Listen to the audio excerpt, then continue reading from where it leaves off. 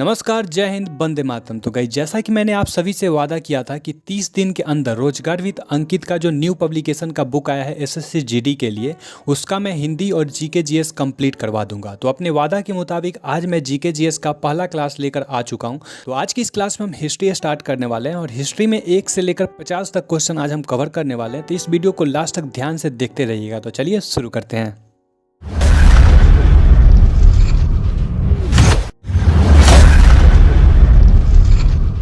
तो चलिए question number 1 से हम स्टार्ट करते हैं। क्लियरिटी थोड़ा सा ख़राब आएगा क्योंकि यहाँ पे पीडीएफ को स्कैन किया गया है, लेकिन आप थोड़ा सा इतना मैनेज कर सकते हैं। तो चलिए पहला क्वेश्चन शुरू करते हैं। तो गाइस, हमारे पास पहला क्वेश्चन है यहाँ पे, भारतीय पुरातत्व का जनक किसे कहा जाता है। आई होप आप सभी ने बता दिया होगा और इसका जो सही आंसर है वो है हमारा अलेक्जेंडर कनिंघम, यानी कि भारतीय पुरातत्व का जनक अलेक्जेंडर कनिंघम को माना जाता है। थोड़ा इसके बारे में आप पढ़ लीजिए। देखिए, अलेक्जेंडर कनिंघम को भारतीय पुरातत्व का जनक कहा जाता है। अलेक्जेंडर कनिंघम ने भारत में वर्ष 1861 ईस्वी में भारतीय पुरातत्व सर्वेक्षण ASI की स्थापना की थी और इसके पहले महानिदेशक भी बने थे। ठीक है, तो इतना आप लोग याद रखेंगे। चलिए अगले क्वेश्चन की ओर बढ़ते हैं।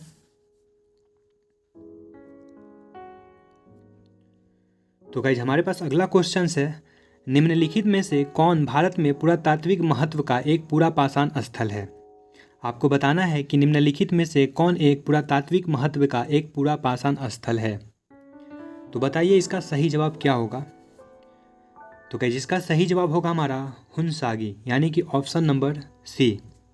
चलिए अगले क्वेश्चन की ओर बढ़ते हैं।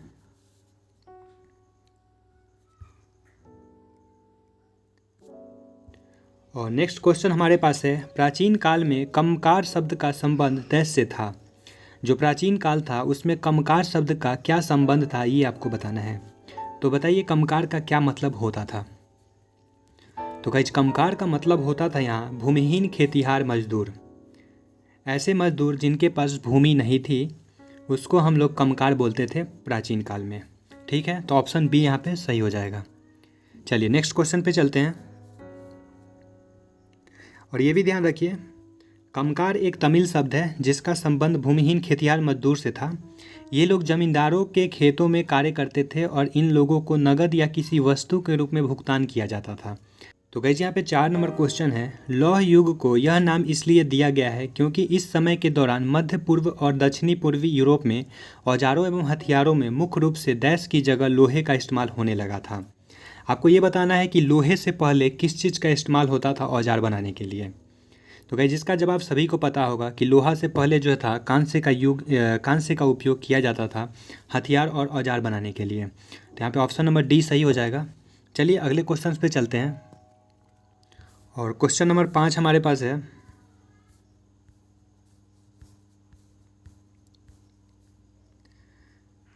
देखिए हमारे पास क्वेश्चन नंबर 5 है यहाँ पे, सिंधु सभ्यता के लोग गैस बनाने के लिए तांबे और टीन को मिश्रित करते थे। जो सिंधु सभ्यता के लोग थे वो क्या बनाने के लिए तांबे और टीन को जो है सो मिक्स करते थे। तो इसका तो बहुत ही इजी आंसर होगा और सभी को पता है कि इसका सही जवाब हो जाएगा कांस्य। ठीक है, चलिए नेक्स्ट क्वेश्चन पे चलते हैं। 6 नंबर क्वेश्चन देखिए, माइक्रोलिथ गैस का इस्तेमाल शुरुआती इंसानों द्वारा किया जाता था। माइक्रोलिथ का इस्तेमाल शुरुआती इंसानों द्वारा क्यों किया जाता था, ये आपको बताना है। तो गाइस, ये किया जाता था छोटे पत्थरों के औजार बनाने के लिए। जो माइक्रोलिथ था वो शुरुआती इंसानों द्वारा छोटे पत्थर के औजार बनाने के लिए इस्तेमाल किया जाता था। ठीक है, अगले क्वेश्चन पे चलते हैं।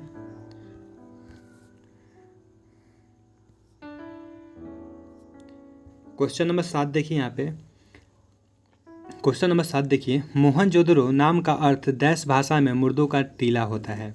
जैसा कि पता है कि मोहनजोदड़ो का अर्थ होता है मुर्दों का टीला। ये किस भाषा में होता है ये आपको बताना है। तो ये किस भाषा में होता है, तो ये होता है सिंधी भाषा में। ठीक है, यहाँ पे ऑप्शन नंबर डी जो है सो सही हो जाएगा। चलिए अगले क्वेश्चन पे चलते हैं। क्वेश्चन नंबर 8 देखिए यहाँ पे,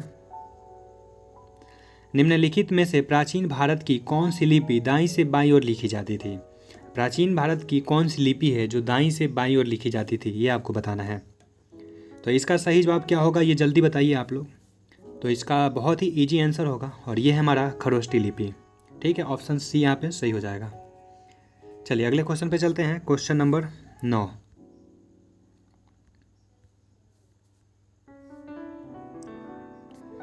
तो देखिए यहाँ पे क्वेश्चन नंबर 9 क्या कहता है, निम्नलिखित में से कौन सी सभ्यता अपने नगर नियोजन के लिए प्रसिद्ध है। आपको बताना है कि निम्नलिखित में से कौन सी सभ्यता है जो अपने नगर नियोजन के लिए प्रसिद्ध थी। ठीक है, तो कौन सा हो जाएगा इसमें सही जवाब, बताइए इसका सही जवाब क्या होगा। तो गाइज ये है हमारा सिंधु घाटी की सभ्यता। सिंधु घाटी की सभ्यता जो है सो नगर नियोजन के लिए प्रसिद्ध थी। तो यहाँ पे ऑप्शन नंबर ए हो जाएगा, सिंधु घाटी सभ्यता जो थी सो अपने नगर नियोजन के लिए प्रसिद्ध है। ठीक है, चलिए अगला क्वेश्चन देखते हैं, क्वेश्चन नंबर 10।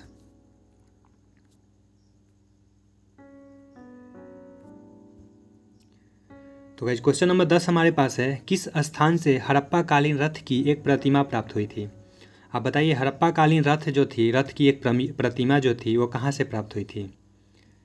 हड़प्पा कालीन रथ की एक प्रतिमा वो कहाँ से आपको प्राप्त हुआ था, ये आपको बताना है। तो बताइए इसका सही जवाब क्या होगा, कहाँ से प्राप्त किया गया था। तो गाइज ये प्राप्त किया गया था दैमाबाद से, ऑप्शन सी यहाँ पे सही हो जाएगा। चलिए अगले क्वेश्चन पे चलते हैं, क्वेश्चन नंबर 11। 11 नंबर क्वेश्चन है, ऋग्वैदिक काल में रावी नदी को क्या कहा जाता था। तो गाइज रावी नदी को ऋग्वैदिक काल में क्या कहा जाता था, ये आपको बताना है। तो बताइए क्या कहा जाता था। तो गाइज ऋग्वैदिक काल में रावी नदी को परुस्नी कहा जाता था। क्या कहा जाता था, परुस्नी। ठीक है, इसका ट्रिक भी है इसको याद करने का, अगर आप बोलेंगे कमेंट करेंगे तो इन सभी को हम ट्रिक से भी याद करवा देंगे। ये देख सकते हैं नीचे जो भी कहा जाता था, प्राचीन नाम जो भी है देख लीजिए। अस्किनी को चिनाब कहा जाता था, विपाशा व्यास को विपाशा कहा जाता था, झेलम को विटस्ता कहा जाता था, गंडक को सदानीर कहा जाता था, गोमल को गोमती कहा जाता था। अगर आप कहेंगे तो इसका हम ट्रिक भी ला देंगे, बहुत ही ईजी ट्रिक है, आपको फटाक से याद हो जाएगा। चलिए अगले क्वेश्चन पे चलते हैं, क्वेश्चन नंबर 12 देखिए यहाँ पे, उपनिषदों का केंद्रीय विषय क्या था। जो उपनिषद थे उसका केंद्रीय विषय क्या था, ये आपको बताना है। तो बताइए केंद्रीय विषय क्या था, उपनिषद का क्या कार्य था और उसका केंद्रीय विषय क्या था। तो गाइस उपनिषद का जो केंद्रीय विषय था वो था हमारा दर्शन और ज्ञान। ठीक है, क्या था, दर्शन और ज्ञान। चलिए नेक्स्ट क्वेश्चन पे चलते हैं, और क्वेश्चन नंबर हमारे पास यहाँ पे है अब 13। तो देखिए यहाँ पे 13 नंबर क्वेश्चन, 4 वेदों में से किस में बुरी आत्माओं और बीमारियों से बचने के लिए जादू टोना और तंत्र मंत्र का संग्रह है। बताइए निम्नलिखित में से कौन सा वेद है जिसमें जादू टोना और तंत्र मंत्र का संग्रह है। तो गाइस इसका सही जवाब होगा हमारा अथर्ववेद। ठीक है, चलिए अगले क्वेश्चन पे चलते हैं, क्वेश्चन नंबर 14।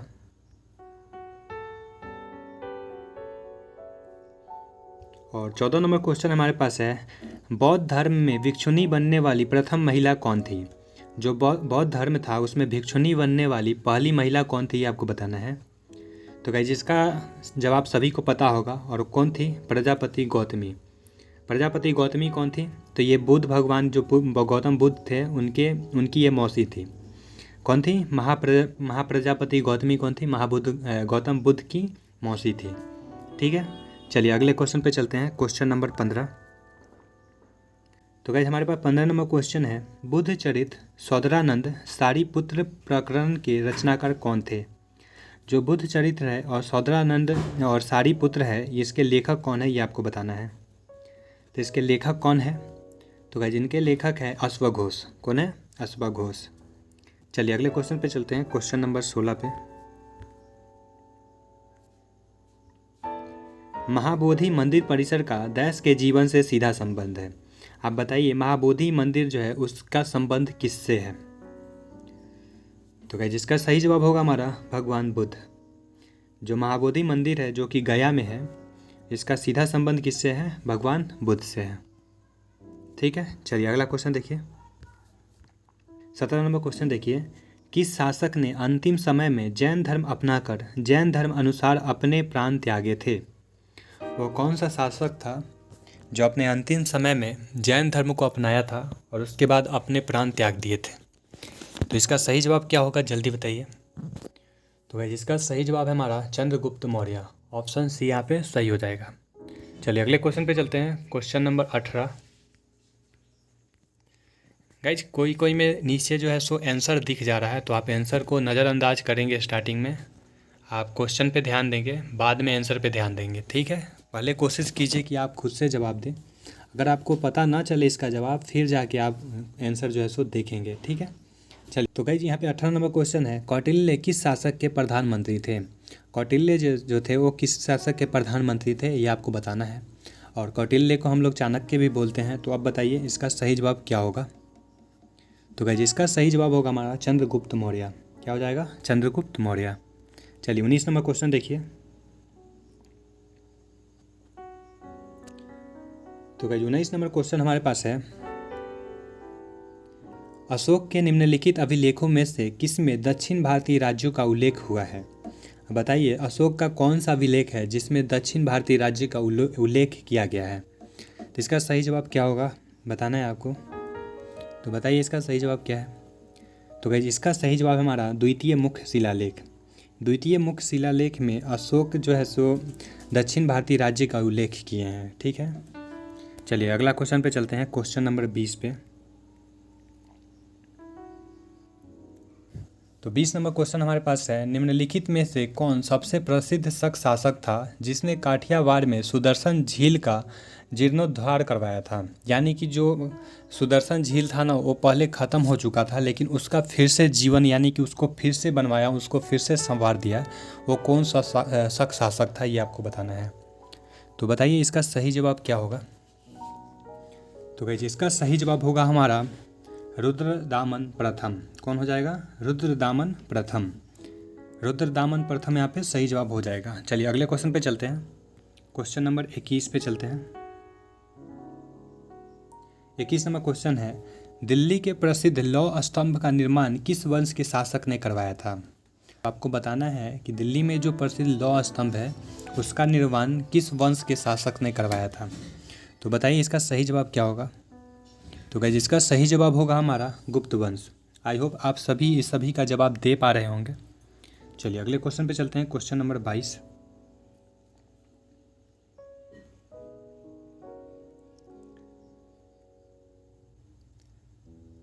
22 नंबर क्वेश्चन हमारे पास है, निम्नलिखित में से किस विश्वविद्यालय की स्थापना पाल शासकों ने की थी।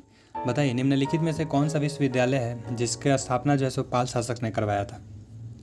तो गाइस इसका सही जवाब होगा हमारा विक्रमशिला। विक्रमशिला कहाँ पे है ये आप लोगों को कमेंट में बताइएगा।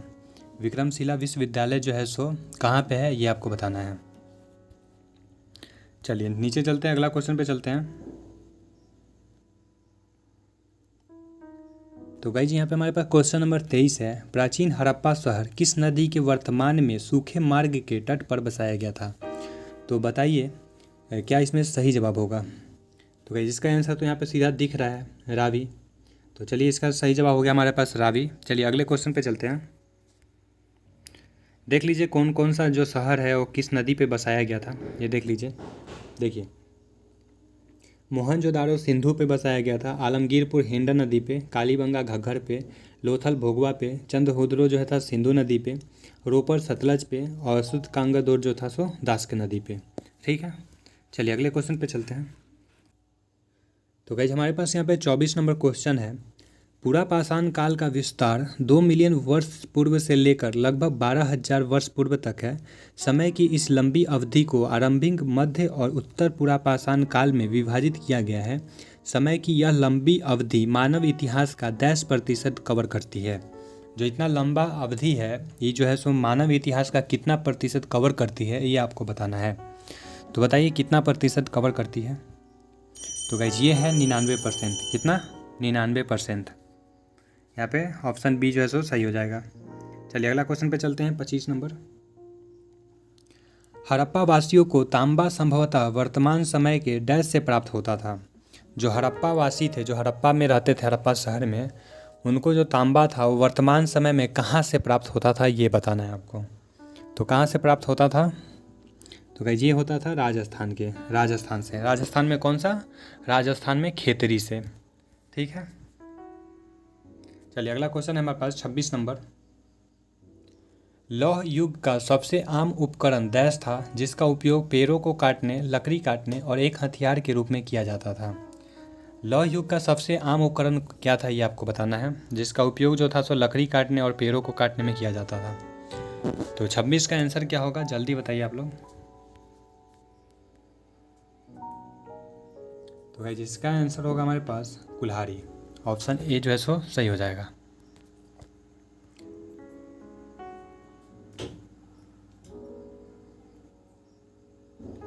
चलिए 27 नंबर क्वेश्चन देखिए।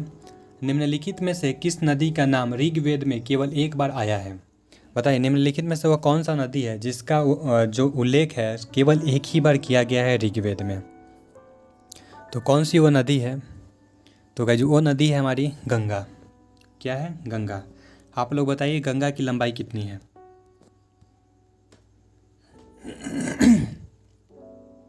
चलिए क्वेश्चन नंबर 28 पे आते हैं।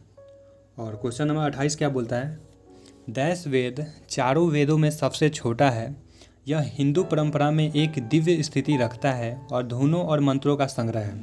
सीधा बताइए आप कौन सा वेद है जो संगीत से संबंध रखता है, ये आपको बताना है।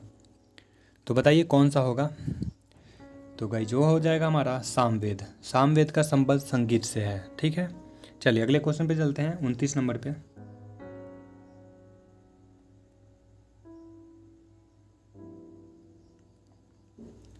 तो गाइस 29 नंबर क्वेश्चन हमारे पास है, निम्नलिखित में से कौन सा सबसे पुराना वेद है। बताइए निम्नलिखित में से कौन सा सबसे पुराना वेद है।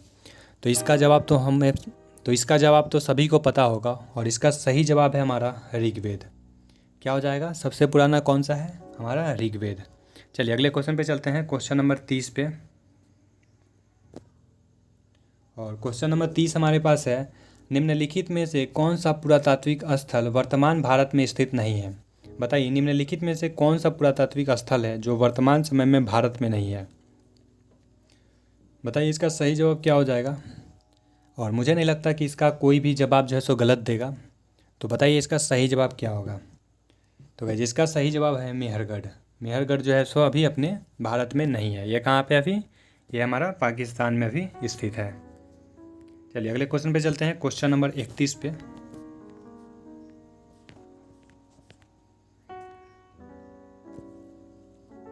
और 31 नंबर क्वेश्चन हमारे पास है, वेदों में सबसे पुराना वेद ऋग्वेद है जिसकी रचना लगभग 10 वर्ष पहले हुई थी।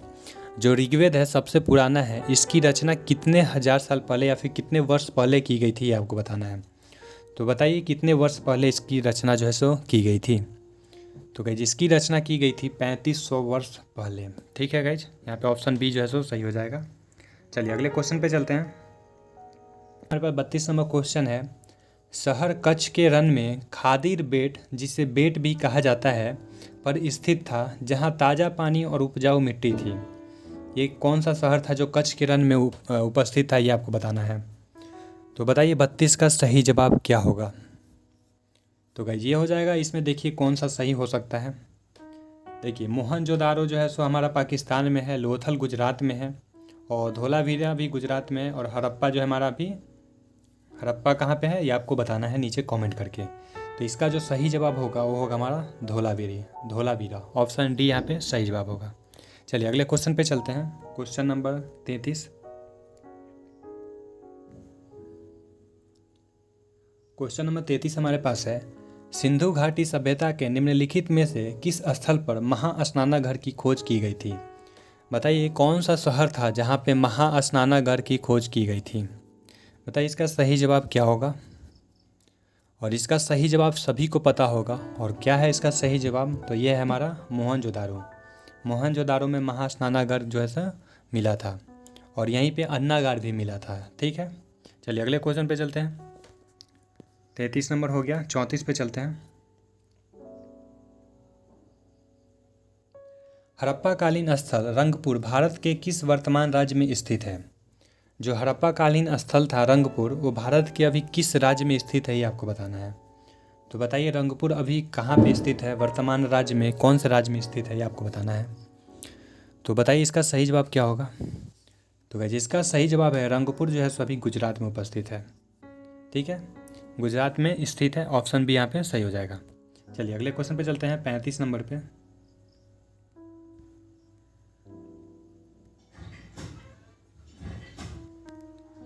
गाइज यहाँ पे थोड़ा सा जो है सो क्लियरेंस थोड़ा सा ख़राब है, क्योंकि पीडीएफ जो है सो सही से स्कैन नहीं हुआ है। कल इसको सही से मैं यहाँ पे बनाने का कोशिश करूँगा। अगला जो भी वीडियो आएगा, अगला जो भी क्लास आएगा, उसमें आपको ये सब दिक्कत नहीं होगा। आज आप मैनेज कर लीजिए, कल से ये दिक्कत नहीं होगा, ठीक है। तो यहाँ पे 35 नंबर क्वेश्चन देखिए। वेद ऋषि कपिल का संबंध भारतीय दर्शन के डैश संप्रदाय से था। जो वेद ऋषि थे कपिल, उनका संबंध भारतीय दर्शन के किस संप्रदाय से था, ये आपको बताना है। तो बताइए 35 का आंसर क्या होगा।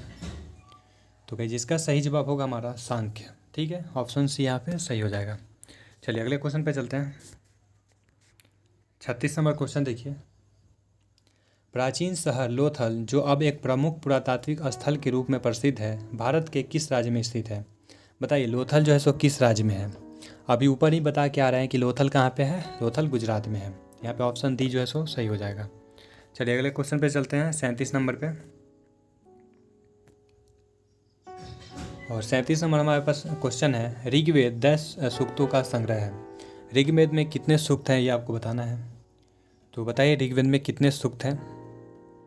तो गाइस ऋग्वेद में 10 से 28 सूक्त है, ठीक है। ऑप्शन बी यहाँ पे सही हो जाएगा। चलिए अगले क्वेश्चन पे चलते हैं 38 नंबर पे। निम्नलिखित में से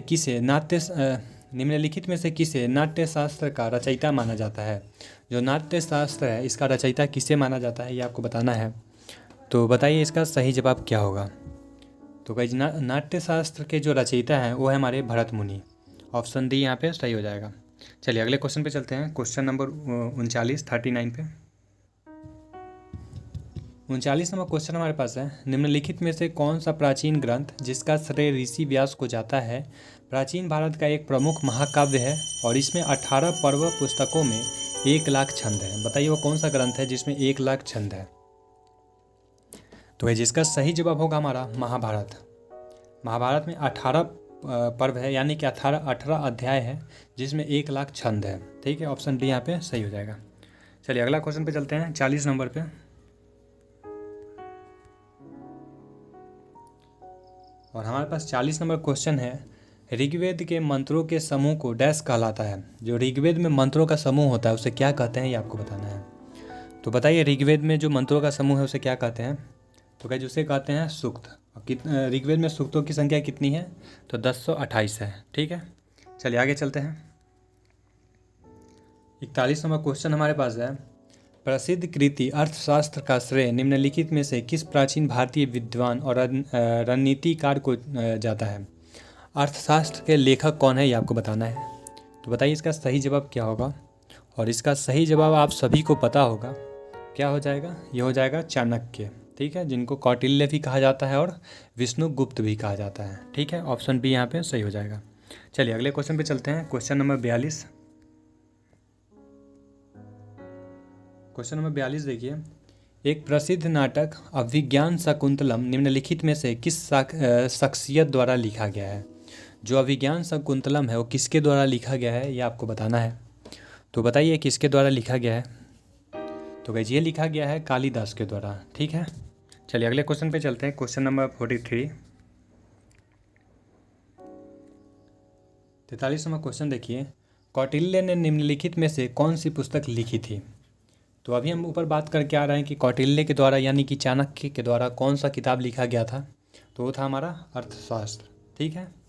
इसका जो अर्थशास्त्र, ठीक है, और इसका संबंध जो था सो राजनीति से था, ठीक है। इकोनॉमिक्स से इसका कोई भी संबंध नहीं था, इसका संबंध जो था सो राजनीति से था। चलिए अगले क्वेश्चन पे चलते हैं। Question number 44। और 44 नंबर क्वेश्चन हमारे पास है, देखिए, वारामिहिर की रचना पंच सिद्धांतिका खगोलीय सिद्धांतों से संबंधित है। जो वारामिहिर की रचना है पंच सिद्धांतिका डैश खगोलीय सिद्धांतों से संबंधित है। कितने प्रकार की खगोलीय सिद्धांत से संबंधित है, ये आपको बताना है। तो क्या जिसका सही जवाब होगा 5, ठीक है।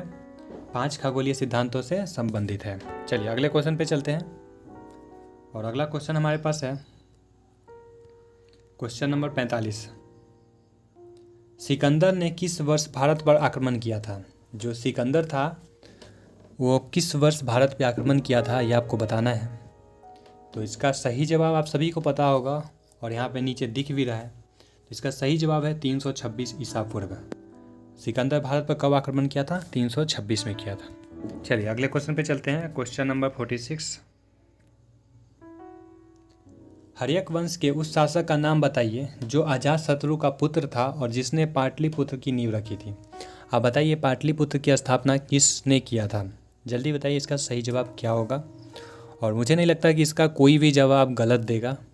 तो इसका सही जवाब है हमारा उदयन। क्या हो जाएगा? उदयन। उदयन ने पाटलिपुत्र की स्थापना किया था। ठीक है, चलिए अगले क्वेश्चन पे चलते हैं 47 नंबर पे। तो गाइस यहाँ पे 47 नंबर क्वेश्चन है हमारे पास। राजगिरी कई वर्षों तक मगध की राजधानी रहा, बाद में राजधानी को डैश में स्थानांतरित कर दिया गया।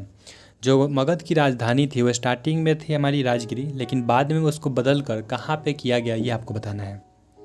तो गाइस इसका सही जवाब क्या होगा जल्दी बताइए। तो इसका सही जवाब है पाटलिपुत्र। ठीक है, राजगीर से कहाँ पे किया गया था? पाटलिपुत्र स्थानांतरित किया गया था। चलिए 48 नंबर क्वेश्चन देखिए। 48 नंबर क्वेश्चन है, निम्नलिखित में से कौन वज्जी महाजन पद की राजधानी थी? वज्जी की राजधानी, वज्जी जो महाजन पद है इसकी राजधानी क्या थी आपको बताना है। तो इसका सही जवाब क्या हो जाएगा जल्दी बताइए आप लोग। तो वज्जी की क्या थी? वज्जी की थी वैशाली। ठीक है, अच्छा अंग किसकी राजधानी थी आप बताना है। अंग किसकी राजधानी थी आपको बताना है। चलिए अगले क्वेश्चन पे चलते हैं। यहाँ पे 49 नंबर क्वेश्चन है, निम्नलिखित में से कौन सा 16 महाजन पदों में से एक नहीं था? बताइए निम्नलिखित में से कौन सा है जो 16 महाजन पद में से एक नहीं था? तो कौन सा नहीं था? तो कहीं यहाँ पे कुरु था, कौशल था, अंग था, लेकिन यहाँ पे कामरूप कहीं पे भी नहीं था। यानी कि 16 महाजन पदों में कामरूप जो था सो एक भी ये हिस्सा नहीं था 16 महाजन पदों का। ठीक है, चलिए अगले क्वेश्चन पे चलते हैं। क्वेश्चन नंबर 50 और आज का लास्ट क्वेश्चन है। 50 नंबर क्वेश्चन देखिए। वर्धमान महावीर जैन धर्म के अंतिम और दैश तीर्थकर थे।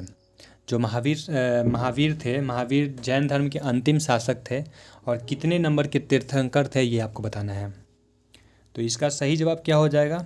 आप सभी को पता है इसका सही जवाब क्या है। तो ये है हमारा 24वां।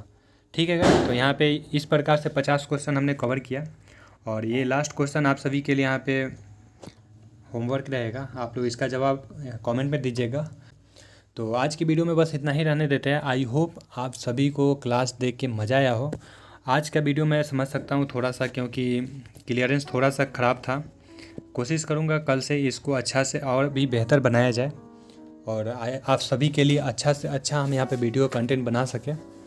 तो इसको आप 2 से 3 बार देखिएगा, आप सभी को 100% याद हो जाएगा।